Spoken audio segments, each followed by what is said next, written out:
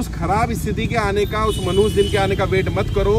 आपको पहले ही पता चल जाता है कि मेरी अगले महीने स्थिति नहीं है। 2 महीने पहले पता चलता है कि मैं अब EMI नहीं पे कर पाऊंगा। अब आप इंतजार करते रहते हो कि 3 EMI बाउंस हो जाए। 3 EMI का मतलब 90 दिन, 90 दिन के बाद वो हो जाएगा NPA। जब आपको पता है 2 महीने बाद मैं EMI नहीं दे पाऊंगा, तो अभी बैंक में जब आप EMI भर रहे हो तब बैंक में जाकर के लेटर दो कि साहब मेरी स्थिति आज वैसी नहीं है जब मैंने लोन लिया था, जब जैसी स्थिति थी, अगले 2 महीने बाद मैं EMI नहीं भर पाऊंगा। अब मुझे कोई विकल्प दिया जाए। बैंक क्या क्या विकल्प दे सकता है? बैंक 3 विकल्प दे सकता है। पहला विकल्प होता है आपको कुछ समय दे दे, 6 महीने का, 1 साल का, 2 साल तक का बैंक को समय देने का अधिकार है अगर आपकी स्थिति खराब हो जाती है। कई लोगों ने बताया घर में जो कमाने वाला था वही एक्सपायर कर गया, अब कहाँ से EMI देगा? बैंक को पता ही नहीं है स्थिति खराब है इतनी। आप फोन नहीं उठा रहे, आप उनके लेटर के जवाब नहीं दे रहे। आप बैंक को पहले ही बता दो कि भाई मेरी स्थिति खराब हो सकती है, अब मैं नहीं पे कर पाऊंगा, मुझे समय दे। या तो बैंक समय दे देगा, समय नहीं देगा तो बैंक दूसरा क्या कर सकता है? लोन रीस्ट्रक्चर कर सकता है। रीस्ट्रक्चरिंग क्या होती है? आपकी EMI को कम कर देगा।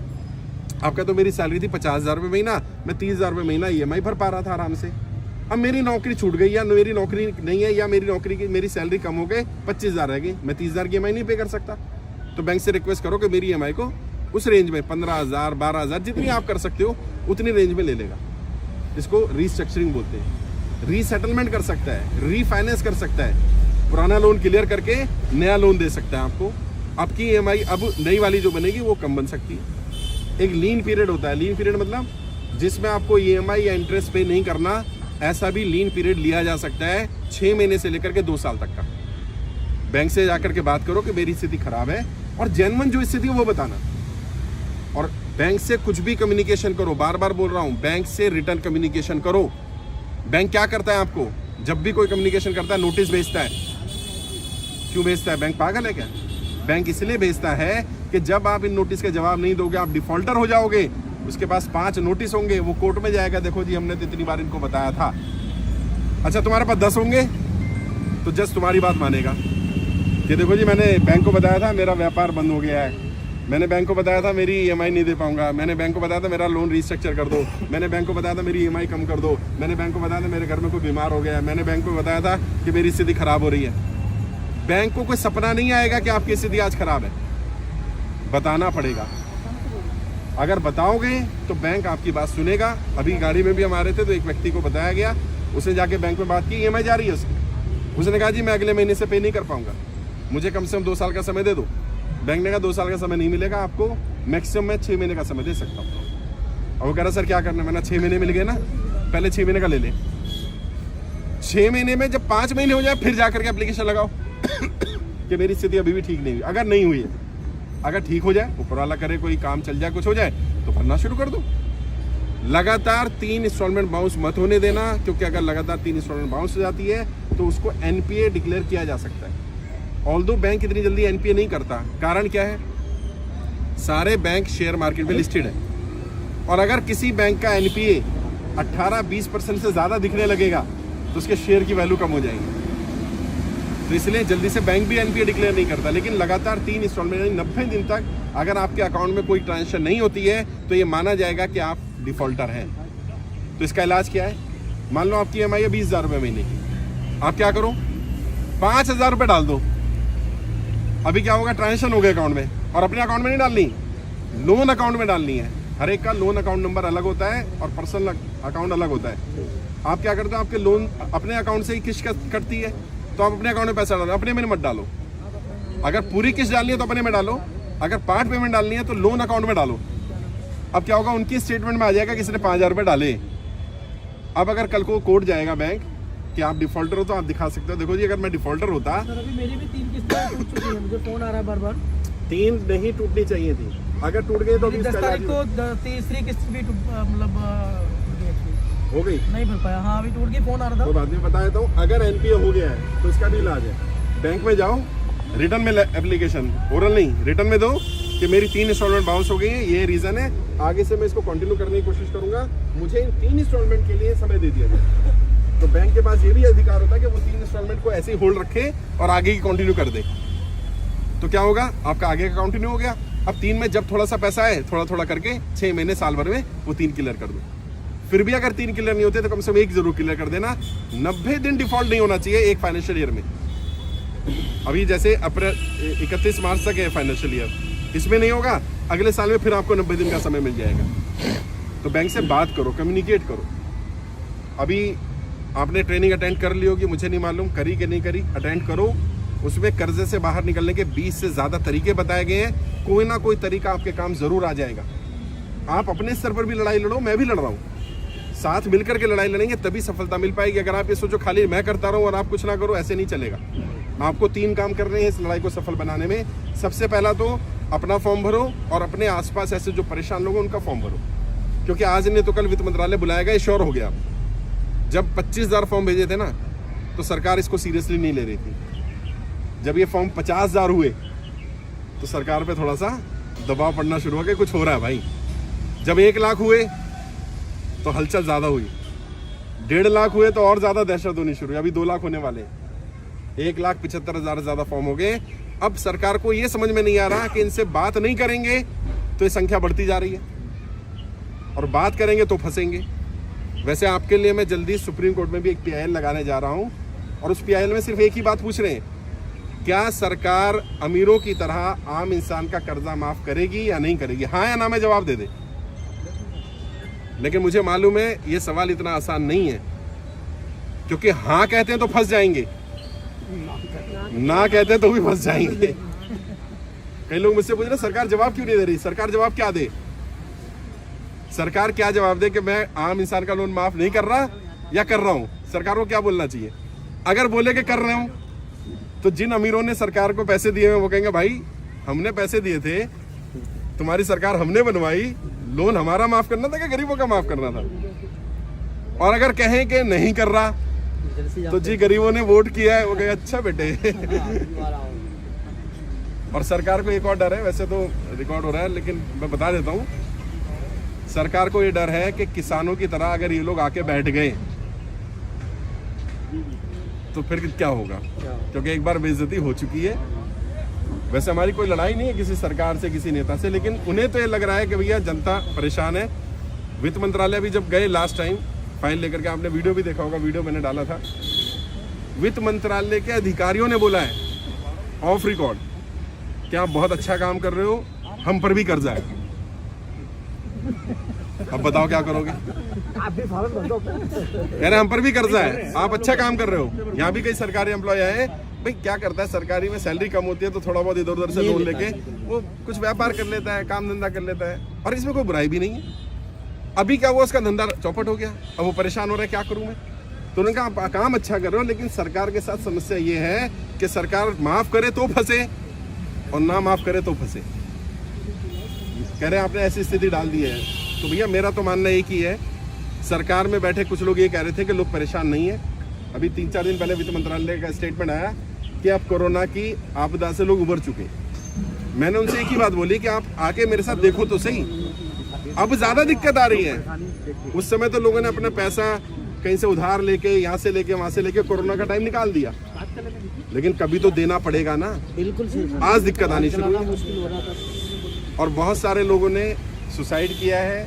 ऐसा कोई गलत कदम मत उठाइए, क्योंकि अगर आप ही नहीं बचे तो ये लड़ाई लड़ूंगा किसके लिए? भाई मेरे ऊपर कर्जा नहीं है, मेरी टीम पर, इन पर कर्जा नहीं है, संजय जी पर कर्जा नहीं है, मधु मैडम पर कर्जा नहीं है, राहुल जी पर कर्जा नहीं है, जो लोग हमारी टीम में जुड़े किसी पर कोई कर्जा नहीं है। मैं लड़ाई लड़ रहा हूँ आप लोगों की, जनता की। आप ही नहीं बचेंगे तो फिर लड़ूंगा किसके लिए भाई? दूसरा काम क्या करना है, संगठित होना पड़ेगा। अभी जैसे एक बहन आई, उनको घर से निकाल दिया गया, कमाई का कोई साधन नहीं है, उनका मकान की कीमत 16 लाख रुपए वो बता रही है और 6 लाख 7 लाख रुपए मकान बेच दिया गया। यार इस तरह का फ्रॉड मत करो लोगों के साथ। कैसे कैसे घर बनता है, लोगों को शर्म नहीं आती है कि बैंक उनका घर छीन ले। कम से कम जितनी कीमत का है उतनी कीमत में बेच दो। अभी मैं वेस्ट बंगाल गया, 80 साल के बुजुर्ग आए, मेरे पैरों में पड़ के रोने लगे। कहते सर मैंने पोल्ट्री फार्म के लिए लोन लिया था, 4.5 करोड़ रुपए का मेरे ऊपर लोन है, 15 करोड़ रुपए मेरी वैल्यू है प्रॉपर्टी की, बैंक ने 3.5 करोड़ में बेच दी। बताइए, कह रहे मेरे ऊपर 1 करोड़ रुपए और निकाल दिया और मेरा घर भी बेच दिया। मतलब कितनी बदमाशी यार। अभी मैं महाराष्ट्र गया था, आपने देखा होगा, मैं नासिक में एक बहन आई, वो कहती है कि मेरे पति एक्सपायर कर गए, उनका लोन इंश्योर्ड था, क्योंकि जब भी बैंक लोन देता है तो क्या कहता है, आपका लोन इंश्योरेंस होना पड़ेगा, बिना इंश्योरेंस के नहीं देंगे। जब वो एक्सपायर हो गए तो किस्त लेने आ गए। तो मैंने कहा कि उस लेडी ने कहा कि भाई, मैंने बताया उनको कि मेरे पति का तो लोन इंश्योर्ड था। कहते नहीं जी, लोन इंश्योर्ड नहीं था उनका, वो तो इंश्योरेंस इसलिए लिया जाता है, इंश्योरेंस का अमाउंट, ताकि लोन की सेफ्टी रहे, बंदे का इंश्योरेंस नहीं है। क्या सेंस है यार, मतलब मूर्ख बनाया जा रहा है। अगर लोन दिया है और जब ये बोल के दिया इंश्योर्ड है, तो इंश्योर्ड का मतलब बंदा क्या सोचता है कि अगर मुझे कुछ हो गया तो मेरे बच्चों को लोन नहीं भरना पड़ेगा। बिल्कुल। लेकिन बाद में बताया जाता है कि जी अभी पंजाब में क्या हमें बताया कि आधा लोन इंश्योर्ड है। अब आधा कौन इंश्योर्ड कर रहे थे भाई? तो मिस सेलिंग हो रही है, बहुत ज़्यादा गलत किया गया है। प्रॉब्लम ये थी कि जनता की बात कोई उठा ही नहीं रहा था। यहाँ भी कल मैं नोएडा में था, लोगों ने कहा सर सबसे बड़ा काम आपने पता क्या किया? मुझे लग रहा था मैं ही कर्जे में हूँ। जब यहाँ के इतने लोगों से मिला, मैंने कहा भाई मैं अकेला नहीं हूँ। हिम्मत बन गई कि यार इतने सारे लोग हैं और हम साथ मिलकर के लड़ाई लड़ लेंगे। मैं आपकी लड़ाई तभी लड़ पाऊंगा जब आप अपनी लड़ाई लड़ने को तैयार होगे। किसी के साथ बदतमीजी मत करना। हम तभी सफल हो पाएंगे जब हमारी तरफ से कोई गाली गलौज बदतमीजी ना हो। लेकिन अगर कोई तुम्हें गाली गलौज कर रहा है, बदतमीजी कर रहा है, मिसबिहेव कर रहा है, उसकी रिकॉर्डिंग कर लो। और आपका भाई इतना कमजोर नहीं है, अगर हम उस रिकॉर्डिंग हमें मिल जाएगी, हम उस पर एक्शन लेंगे। अभी कई NBFC कंपनीज बंद कराई गई हैं, कई रिकवरी एजेंट्स को पकड़ा गया है। मैंने रिकवरी एजेंट पे वीडियो भी डाली थी। 90% रिकवरी एजेंट नकली हैं, फर्जी हैं। जब भी आए उसका आई कार्ड चेक करो। आपने कोई गुनाह थोड़ी कर दिया यार। अभी कल भी क्या हुआ, राजस्थान में आकर के बैठ गया एक घर में, 2 घंटे से बैठा हुआ है, महिलाएं घर पर है, पुरुष है नहीं, अधिकारी नहीं है। आधे घंटे से ज्यादा किसी रिकवरी एजेंट को आपके घर बैठने का अधिकार नहीं है। सर मेरे घर पे भी आई थी मेरी वाइफ से बदतमीजी की। जब उन्होंने आई कार्ड मांगा तो आई कार्ड नहीं दिखाया, ऊपर से गाली भी निकाली। रिकॉर्ड कर लो। सर मैं घर पे नहीं था, वाइफ से बच्चा था छोटा। रिकॉर्ड कर लो, रिकॉर्ड करो, क्योंकि आपको अपने अधिकार नहीं पता है, इसलिए वो आप पर चढ़ रहे हैं। क्या क्या मांगो? आई कार्ड मांगो, फिर रिकवरी का एक उनको ऑर्डर मिलता है, जॉब ऑर्डर जिसको बोलते हैं, कि आपको ऑर्डर मिला है, दिखाइए जरा। वो पेपर होना जरूरी है, प्लस उनके पास DRA का लाइसेंस या सर्टिफिकेट होना जरूरी है। DRA का जिसके पास सर्टिफिकेट होगा वो गाली गलौज कर ही नहीं सकता, क्योंकि उनकी ट्रेनिंग में पहली चीज ये सिखाई जाती है कि आपने सर या मैडम कहकर बात करनी है। आप गाली गलौज नहीं कर सकते, यानी जो गाली गलौज कर रहा है वो नकली है। रिकॉर्डिंग करो उसकी कंप्लेंट करो। जब तुम्हें अपने अधिकार पता चलेंगे तो बदतमीजी करना बंद कर देंगे। फिर भी मेरे से कोई भी मदद चाहिए, मैंने जैसे कहा मैं सुप्रीम कोर्ट तक जाने की कोशिश कर रहा हूँ आप लोगों के लिए, जहां तक हो सके लेकर जाएंगे। हो सकता है वित्त मंत्रालय आपको बुलाए, क्योंकि आप में से कई लोगों की फाइलें भेजी जा चुकी हैं। आज रजिस्ट्रेशन नंबर भी दूंगा। हो सकता है आपको कॉल आ जाए, हो सकता है आपको वहाँ से मैसेज आ जाए, हो सकता है कोई बंदा आ जाए। जेन्युइन स्थिति बताना अपनी, और जो सच है वो बोलना। देखो, क्योंकि सरकार से छुपा नहीं पाओगे, सरकार को तुम्हारी स्थिति पता चली जाएगी। अगर कहीं गलत भी हो गया, कहीं पैसा लगा दिया, डूब गया, कुछ हो गया, बस सच बता दो भाई ये हुआ था, अब हो गया मेरे से। उसमें क्या होगा, सरकार जितना हो पाएगा मदद करेगी। एक और आखिरी चीज, कई लोग कल भी सवाल कर रहे थे और ये सबके सवाल है कि सर मेरा प्राइवेट फाइनेंसर का पैसा है या मेरा रिश्तेदार से लिया है। मैंने किसी अपने साले से ले लिया, जीजाजी से ले लिया, जान पहचान में ले लिया, अब उनका लोन का क्या होगा? तो लोन माफी का प्रोसीजर समझ लो। 2 बार लोन माफ हुआ है किसानों का, एक बार 1990 में हुआ, एक बार 2008 में हुआ। लोन माफी का प्रोसीजर क्या है? मान लो इनसे मैंने पैसा लिया, मेरा लोन माफ कर दिया सरकार ने, इनके पैसे का क्या होगा? क्या इनका पैसा डूब जाएगा? और अगर इनका पैसा डूब गया तो फिर तो अपने एक को बचाने के लिए एक को मरवा दिया। जिस साहूकार से, जिस रिश्तेदार से, जिस जानकार से आपने पैसा लिया और उसका पैसा डूब गया, तो उसका भी तो परिवार है यार, उसने जरूरत पे हमारी मदद करी थी भाई। तो ऐसा तो नहीं होना चाहिए। तो सरकार का नियम क्या है? जिसने पैसा लिया होगा और जिससे लिया होगा, दोनों को बुला लेगी सरकार। मैंने इनसे लिया, इन्हें भी बुलाएगी, मुझे भी बुलाएगी। इनसे पूछे कितना दिया था, मुझसे पूछे कितना लिया था, मैं बताऊंगा जी 2 लाख रुपए लिया था, वो बताएंगे हाँ 2 लाख रुपए दिया था। अच्छा, रेट ऑफ इंटरेस्ट क्या था, वो बताएंगे जी 2% था, क्योंकि 2% से ज्यादा रेट ऑफ इंटरेस्ट नहीं ले सकते। अगर कोई 10 ले रहा है तो क्या होगा? आपने अगर साबित कर दिया उसने 10 लिया है, तो 2% से ऊपर जितना दिया होगा वो सारा मूल में से कट जाएगा। टेंशन नहीं खत्म, टेंशन नहीं खत्म, टेंशन नहीं खत्म, कुछ नहीं करना। सरकार के पास सारे नियम है। अगर मान लो आपसे 10% लिया, 2 साल हमने पैसा पे करा, अब पता चला आपने जितना लिया था उससे ज्यादा दे दिया, अब सरकार उनको बुलाएगी, भैया 1 मिनट, मैं एक्सप्लेन कर दूं, फिर सवाल भी ले लूंगा। अब सरकार उनको बोलेगी भैया तूने 2% से ऊपर लिया है, ये जायज नहीं है। और कौन लोन दे सकता है? जिसके पास NBFC का लाइसेंस हो, अदरवाइज वो लैंडिंग कर ही नहीं सकता। अगर लाइसेंस नहीं है तो भी दिक्कत आएगी उसको। फिर भी अगर वो साबित कर देता है कि मैंने 2 लाख रुपए दिया था, और मैंने 2 लाख लिया था और ब्याज कम था, 2% के आसपास था, तो इनका पैसा सरकार दे देगी 2 लाख रुपए और मेरा माफ हो जाए। अगर जेन्युइन केस होगा तो होगा। अगर कोई कहता है कि किसी ने झूठा लगा दिया जी, तो सरकार के पास सारे प्रूफ होते हैं। सरकार की एजेंसियां इतनी कमजोर नहीं है। हम यहाँ आए हैं तो आपको पता नहीं है, इंटेलिजेंस को ये रिपोर्ट है कि मैं यहाँ हूँ। मैं कल नोएडा था तो मुझसे पहले इंटेलिजेंस के लोग वहाँ पहुँच गए थे, वो रिपोर्ट देके जाते कितने लोग आ रहे हैं, कहाँ मिल रहे हैं। हमें कोई दिक्कत नहीं, हम कोई गुनाह तो कर नहीं रहे, खुल करके सामने बात रख रहे हैं। किसी को 1 रुपया भी नहीं देना है। मैंने बार बार बोला ये अभियान पूरी तरह निःशुल्क है और तुम में से भी किसी ने किसी से 1 रुपया नहीं लेना जिससे फॉर्म भरवाओगे। कई लोग क्या कर रहे हैं, फॉर्म भरवाने नाम पे 10 रुपए ले रहे हैं, 5 रुपए ले रहे हैं। देखो 10-5 रुपए से कुछ होता नहीं है, लेकिन एक तो तुम्हारी भी नीयत खराब होगी, प्लस सामने वाले को गलत मैसेज जाएगा। यार बदनाम मत करो कि इतना पवित्र काम हो रहा है और इससे बड़ा पुण्य का काम नहीं है। 10,000 से ज्यादा लोगों को हम सुसाइड करने से बचा चुके हैं। सोचिए, कल भी एक व्यक्ति आए, उन्होंने कहा सर मैंने और मेरी पत्नी ने डेट तय कर ली थी कि हम 13 सितंबर को मर जाएंगे। कह रहे 9 सितंबर को मैंने आपकी वीडियो देख ली तो मुझे हिम्मत मिली कि नहीं यार, कोई व्यक्ति है जो हमारे लिए लड़ाई लड़ रहा है। कह रहे मैंने फॉर्म भरा, मैंने आपकी ट्रेनिंग अटेंड करी, अब मुझे कम से इतनी तो अकल आ गई कि अब मैं मरूंगा तो नहीं। भाई गलती करी दूसरे ने, सजा दे दो अपने आप को। ये क्या यार मूर्खता है। तो आपने थोड़ी कर्जे में अपने आप को डाला। और ईमानदारी से बताना, जितने भी लोग हो, क्या कोई इच्छा से चाहते हो किसी का पैसा मार लो? नहीं। हर कोई पे करना चाहता है। प्रॉब्लम क्या है? और पे कर रहे थे, समय दे दो। कोरोना की वजह से नहीं कर पाए। मैं क्या कह रहा हूँ भाई, जिनका लोन माफ हो सकता है उनका माफ कर दो, जिनका माफ नहीं हो सकता 2 साल का समय दे दो। ना इंटरेस्ट लगेगा, ना पेनल्टी लगेगी, ना कुछ लगेगा। 2 साल तक, 2 साल में अपने आप स्थिति ठीक कर लेगा। बिल्कुल। और मुझे उम्मीद है सरकार अब हमारी बात सुनेगी, क्योंकि सरकार को भी अब समझ में आ गया कि एक समस्या गंभीर है। जैसे मैंने कहा, जब 25,000 थे तो नहीं सुन रही थी, अभी 2 लाख होने वाले तो सुन रही है। सोचो जिस दिन 20 लाख होंगे, जिस दिन 1 करोड़ होंगे, आज नहीं तो कल सरकार को कर्जा माफ करना पड़ेगा। तब तक आपके पास एक ही विकल्प है कि आप बैंक में जाकर के समय ले लो। अगर बैंक समय नहीं देता, लेटर लिख करके दे दो, बस इतना ही काम हो गया। अब EMI नहीं भी भरोगे अगर वो लेटर नहीं लेते हैं, रिसीव नहीं करते। हाँ, ये भी एक प्रॉब्लम आ रही है, बैंक वाले लेटर नहीं ले रहे। वैसे तो ये अधिकार है आपका, क्योंकि बैंक ने कोई लेटर भेजा तो बैंक का आप रिसीव करते हो, तो बैंक को लेना चाहिए, फिर भी नहीं ले रहा। कोई बात नहीं, बैंक की ब्रांच का एड्रेस है, स्पीड पोस्ट करा करके उसकी रसीद रख लो। स्पीड पोस्ट पे रसीद मिलती है। अब जब कोर्ट में जाएगा, आपके पास लेटर की कॉपी होगी, स्पीड पोस्ट की रसीद होगी, जज साहब को दिखाना, जज साहब इस डेट को मैंने भेजा था और मैं जब बैंक गया था इन्होंने लिया भी नहीं था। और जब मैनेजर मना करे लेने को तो उसको बोलना लिख कर दे कि मैं नहीं ले रहा। डरना नहीं है, सरकारी वाला तो ले ही लेगा, क्योंकि उसको पता है मेरी नौकरी चली जाएगी। प्राइवेट वाले थोड़े नखरे करते हैं कि लेटर नहीं ले रहे। उसको बोलो देखो आप नहीं लोगे, उसको बोल देना आप नहीं लोगे, मैं स्पीड पोस्ट कराऊंगा, आपके पास लेटर पहुंच जाएगा, मेरे पास रसीद आ जाएगी। लेना तो आपको पड़ेगा ही, बेहतर है अभी ले लो, क्यों मेरे भी 25 रुपए खराब कर रहे हो। जब उसे पता चलेगा, तुम्हें पता है अपने अधिकार, तो ले लेगा। और उसको बोलो कि इस पर रिसीविंग करके दे दो कि मैंने लेटर दिया था, बस इतना ही काफी। सरेंडर कर दो, आपने फ्लैट लिया, सरेंडर कर दो। हाँ कोई बात नहीं। अब किसकी प्रॉपर्टी का लोन हो सकता है, गोल्ड का लोन हो सकता है, गाड़ी का लोन हो सकता है, तो वो क्या कहते हैं, 3 किस्तें बाउंस होने के बाद वो कहते हैं भैया अब आपका NPA होने वाला है, आप सरेंडर कर दो, नहीं तो हम कब्जे की प्रक्रिया शुरू करें। वो कर सकते हैं, उन्हें अधिकार है। मैंने इसलिए कहा कि 3 किस्तें बाउंस मत होने दो बस।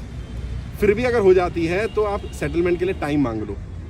बैंक से कोई भी कम्युनिकेशन बंद मत करना। फोन आते हैं, फोन नहीं उठाना, मिलना नहीं, नोटिस का जवाब नहीं देना, इससे पता चलता है आप डिफॉल्टर। बेहतर ये रहेगा कि आप फोन भी उठाओ, बात भी करो, बैंक भी जाओ, मिलो भी, अपनी बात करते रहो, तो वो समय देता रहेगा। एक्चुअल में हमें करना क्या है, सीधी सी बात है, हमें इतना समय ले लेना है जितने दिन में वित्त मंत्रालय से जवाब आ जाए। आज मैं आपको रजिस्ट्रेशन नंबर आपका दे ही दूंगा, अब आपका हाथ और मजबूत हो जाएंगे। आप बताओ मेरा ये फाइल नंबर, मैं आपको जो दे रहा हूँ फाइल नंबर दे रहा हूँ। वित्त मंत्रालय में सभी की फाइलें भेजी गई हैं, उनका एक रजिस्ट्रेशन नंबर यूनिक तैयार किया गया है। वो रजिस्ट्रेशन नंबर लेकर के जाओ और बैंक को बोलना कि ये मेरा फाइल नंबर है, वित्त मंत्रालय में मैंने फाइल भेजी हुई है, मैं कर्जा मुक्ति अभियान से जुड़ा हूँ, कम से कम मुझे 1 साल का समय दे दो। 1 साल का समय सब मांगो। किसी को लग रहा है कि 1 साल का नहीं देगा तो भी मांगो, अपनी तरफ से मत सोचो कितना देगा नहीं देगा। घबराना नहीं है, डरना नहीं है, लड़ेंगे और सफल होंगे। मुझे पूरा विश्वास है कि सरकार जनता की बात सुनेगी। जनता की बस संख्या बल दिख जाए उसे। अभी वो दिख नहीं रहा था ना, अब दिखने लगा। अब उन्हें ये भी डर है कि ग्राउंड पे मिल रहा है। अभी मैं वेस्ट बंगाल होकर के आया, अभी मैं महाराष्ट्र होकर के आया, पंजाब होकर के आ गया, मैं गुजरात हो आया हूँ, अभी मैं मध्य प्रदेश जाने वाला हूँ, राजस्थान जाने वाला हूँ, यूपी होकर के आया हूँ, मैं देश के हर राज्य में जा रहा हूँ, हर डिस्ट्रिक्ट में जा रहा हूँ। और आप हैरान होंगे जान करके कई कई जगह तो 500-500 हज़ार लोग आ रहे हैं। महाराष्ट्र में एक गांव में क्या पूरा गांव कर्जे में, आप वीडियो देखना, वो 650 लोग थे जिन्होंने फॉर्म भरा एक ही गांव के। वो कह रहे साहब किसान क्रेडिट कार्ड के नाम पे हमें लोन दे दिया, अब हमारी फसल खराब हो गई है, बैंक वाला सुन नहीं रहा, वो कह रहे हम तो फसल जब्ती कर लेंगे, आपकी जमीन जब्ती कर लेंगे। तो ऐसी बदमाशी नहीं चलेगी। बैंक वालों को भी समझना चाहिए कि आज स्थिति खराब है और आप अपना एक और काम कर लो, जो भी आपकी स्थिति हुई है उसको विस्तार से लिख कर रखो, कल को पुराना ना करे आपको कुछ हो जाए। कल को वित्त मंत्रालय बुला ले तो मंत्री के पास समय नहीं होता इतना, 1 मिनट का समय भी नहीं देंगे, वो कहेंगे तुरंत बताइए क्या है, आपका कुछ है ही नहीं लिखा हुआ।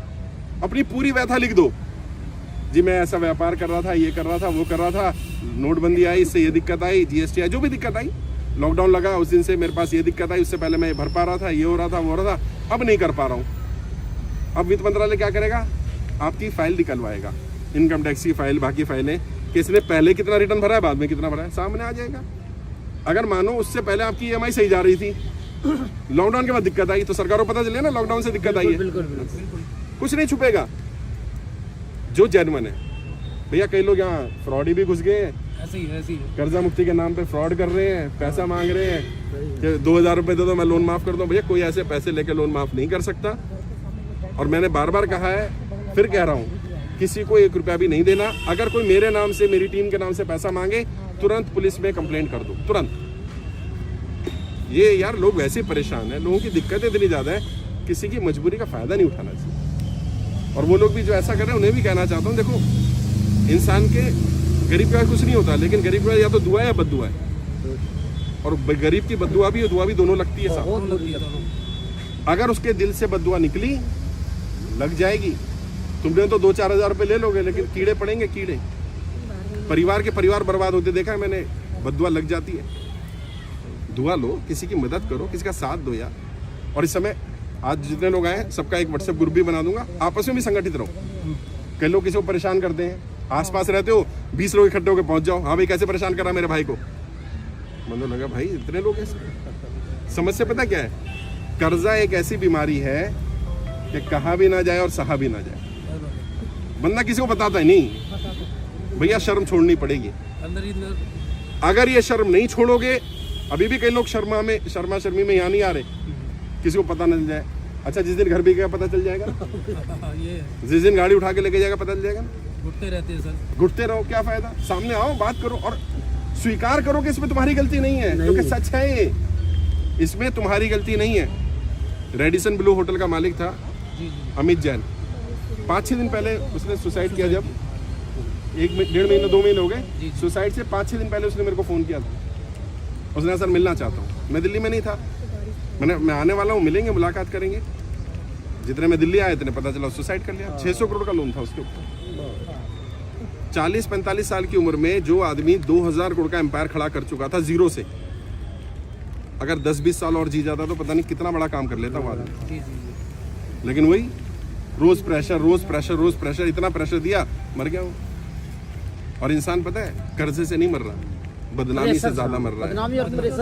जब उसको बदनाम किया जाता है, जिन रिश्तेदारों से वो छुपा रहा होता है, उन्हीं को फोन करते हैं बैंक वाले, गारंटर को परेशान करते हैं, बाकी लोगों को परेशान करते हैं।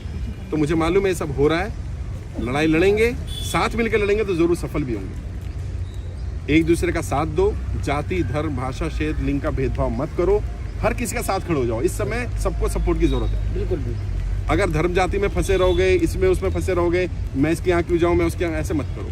जिसको जरूरत है उसके यहाँ पहुँच जाओ यार, निस्वार्थ भाव से जाओ। मदद करोगे, मैं भी मदद करूंगा। और मैं आपसे वादा करता हूँ, एक एक व्यक्ति का 1-1 रुपया कर्जा माफ कराऊंगा। ये अंतिम सांस तक ये लड़ाई लड़ूंगा मैं आपको, लेकिन मैं तभी लड़ पाऊंगा जब आप भी मेरा साथ देंगे। अभी मिलते हैं, बारिश हो गई, थोड़ा साइड में हो जाते हैं हम लोग। सर आप पीएल करिए, कई हजार सिग्नेचर्स मैं दूंगा। नहीं, लाखों में जाएंगे जी। मैं अपनी तरफ से हजारों सिग्नेचर्स दूंगा। बहुत बढ़िया, बहुत बढ़िया, बहुत बढ़िया। सर ये आपसे मिलने के लिए छत्तीसगढ़ से आए हैं 2 जने। अरे मैं तो आने वाला हूँ, रायपुर आ रहा हूँ मैं, इवेंट होने वाला है भाई। बारिश हो रही है, शेड में हम लोग बैठ सकते हैं। ये भी छत्तीसगढ़ से आए हैं, 2 जने आए हैं। अच्छा, अभी बारिश हो रही है, थोड़ा तबीयत खराब ना हो जाए आप लोग।